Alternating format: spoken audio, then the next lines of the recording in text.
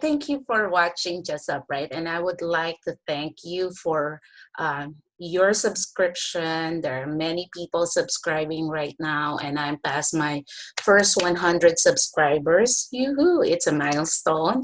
So thank you for subscribing and for watching the video and for your questions, and it inspired me to make more informative video that will help as many people as I could. So just background, again, my name is Jean Aline. I go by Jean Ruder. I'm a physical therapist, and I am an expert when it comes to processing papers to go to the US, because it took me 9 long years to finally get here in the US. So even though I finished my physical therapy degree in the Philippines, I was licensed in the Philippines, and then eventually I became licensed physical therapist for the US after passing the board exam. Still, it took me maybe after passing the NPTE 6 more years before I was able to successfully get here to the US.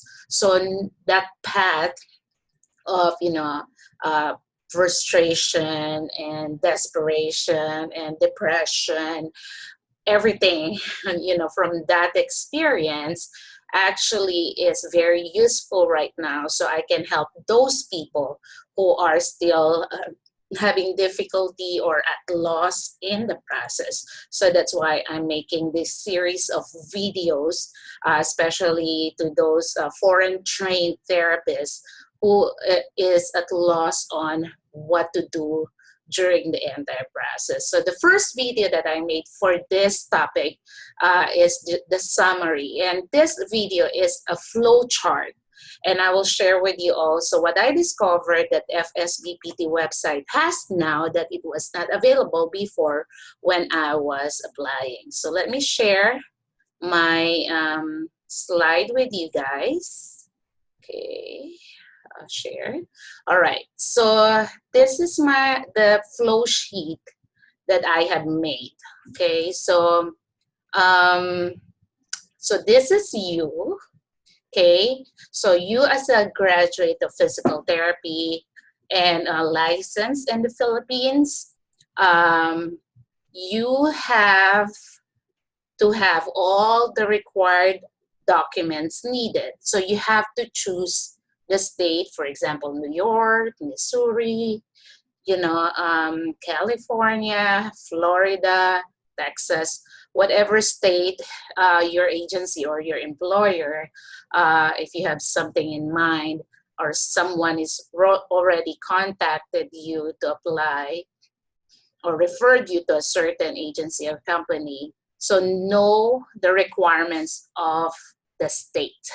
You know how to be an NPTE or how to apply for NPTE in New York. You Google that and it will take you to New York State of Education, and then type in physical therapy, so you can see all the requirements for the state of New York.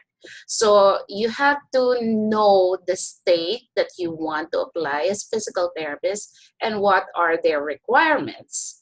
Okay, so once you know the requirements of the state, in general, most of the states, if not all, will require you credentialing and visa screen certificate. You know, uh, so this is a separate office. It's a separate organization. Your state will not process this. So this is the FCCPT or the CGFNS and other credentialing office or commission who will do this for you. Okay, so you have to apply to them. And of course, when you apply here, you will tell them, you will fill out the form, where are they going or what state they're going to actually, let me use a highlighter here. What state are they going to send your papers? Because after their credentialing, you cannot send, they will give you a copy of what is the result of their credentialing, but you cannot give that copy to the state. It should be from office to another office communication. So whatever the result of the credentialing and visa screen will go straight to your state of choice. They will mail it to your state. So at the same time, you have to process your TOEFL or test of English as foreign language, because this is a requirement for you to complete the visa screen certificate. So guys, many are still confused about the visa screen certificate. So the keyword is not visa. The keyword is actually screen. It doesn't mean that you have a visa screen certificate that you have a visa. It doesn't mean that you can apply for your own visa. It simply means you were screened, that you are a graduate of a physical therapy program acceptable to the US standard, and you can communicate in English, in reading, writing, listening skill, communication. So that is a visa screen certificate. So some states require just credentialing, some states require both credentialing and TOEFL. So when you combine credentialing and TOEFL, Test of English as Foreign Language, that is the visa screen certificate.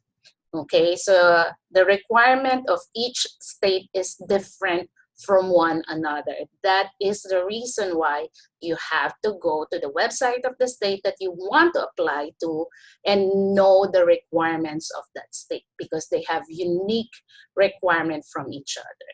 But basically, this is the general flow of how you're gonna do it.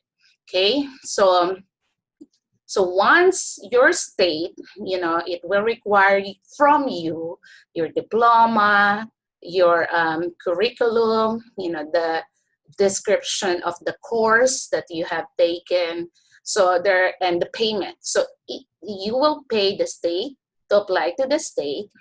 You will pay the credentialing body to do the credentialing and the visa screen, and you will pay TOEFL, the prometric. Prometric is the one that gives the TOEFL and schedule your TOEFL exam. So these are separate payments. So once the state receive the requirements from you, it receives the result of the credentialing or visa screen, and you pass your TOEFL. So everything will be processed by your state. So once the state have all the requirements and the payment it needed, it will give you an eligibility letter. It will send you an eligibility letter, and it will forward also the letter to FSBPT. So the FSBPT, the Federation of State Board of Physical Therapy, if I got it right, it's like the PRC. Okay, Philippine Regulation Commission. So the FSBPT does not process your credentialing. It does not process your TOEFL. It is separate body from your state. So it's like the PRC in the Philippines. So once the FSBPT receive that letter, meaning you are good to go to get the exam, it will issue you the authorization to test. So it's the ATT. And what is this AIN? AIN, because you are not here in the US, you're not an immigrant visa, you don't have immigrant visa, and you are not a citizen, you don't have a social security number. So you need an identification number. And since you don't have the social security number, that's why you need alternate identification number. And that is for free. You can do it online at FSBPT website. And you always need that to access your account on FSBPT website. Okay, so that authorization, to test ATT will be sent to you. And of course, once you have that, hopefully you already secured the schedule to have an interview in the US Embassy. Okay, because I think like 2 months or beyond before your target date. So for example, July, August, September. So I plan to take the exam in September. So July, I have to secure the booking for an interview in September. Okay, so there is timing to this. And you have to remember TOEFL expires in 2 years. The authorization to test is only good. I forgot the exact number, 60 days. I have to check on that. So, but then, and we're going to discuss that in detail in other videos, so don't worry. So after you receive the authorization to test, this is a very important document that you have to bring to your interview, because this will really prove that you are a physical therapist ready to take the examination. And so once you get your tourist visa, you go to Guam, which is the nearest territory to the Philippines, and take the National Physical Therapy Examination, or the NPTE. So after you pass the NPTE, then your employer, the agency, can file a working visa, or what we call H-1B, or an immigrant visa. It's EB-2 or EB-3. EB-2 is like a specialty course or a profession, and physical therapy also uh, can be petitioned under that. But most common immigrant visa is EB-3, EB-3. So we're going to discuss that later on. So once you are approved of a working or immigrant visa, then welcome to the US, welcome to America, and you can actually work here in the US. Okay, now I'm going to this. Okay, so I'm going to show you. Okay, so share screen, share my screen. All right, so I'm going to show you this one. This is very exciting to see here at FSBPT. So let me go back here. So if I just type, I Google NPT requirements by state. So this was the first one to pop out. So this is the official website of FSBPT. So NPTE eligibility requirements, FSBPT, click that. So this page is actually very informative, guys. I suggest that you explore this page, so it will tell you about the requirements. It will tell you about the attempt limit. So right now, the limit for lifetime is just 6 times. Before, it used to be unlimited. You take the exam whenever you want to, you have the money, you take the exam. I had a student before who took the exam 15 times. That's the most that I've heard, and actually met the person who took it 15 times and still did not pass. So, but right now they limit it to 6 times a lifetime, for your lifetime. So it's really important to be prepared before you take the exam.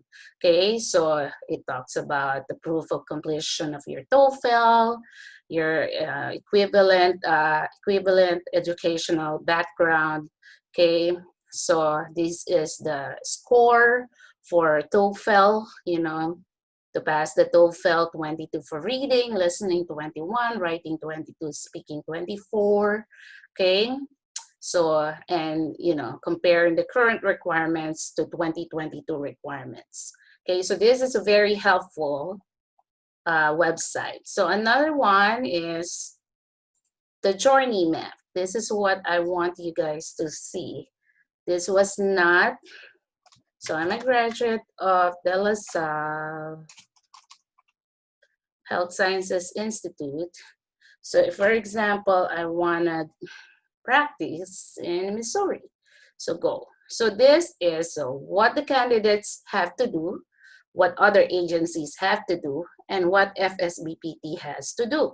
So you create an FSBPT account, then it will walk you here So complete credentialing evaluation. So per state, they prefer FCCPT or CGFNS or other agencies. So you have to look what is your state preference for credentialing. You have to pass your TOEFL, and then you register for the exam. Again, you will only register for exam after you get the eligibility letter from the state. Eligibility meaning you are eligible to take the exam. You completed all the requirements of the state. Now it's okay, you're on the go to take the exam. And yeah, this is it.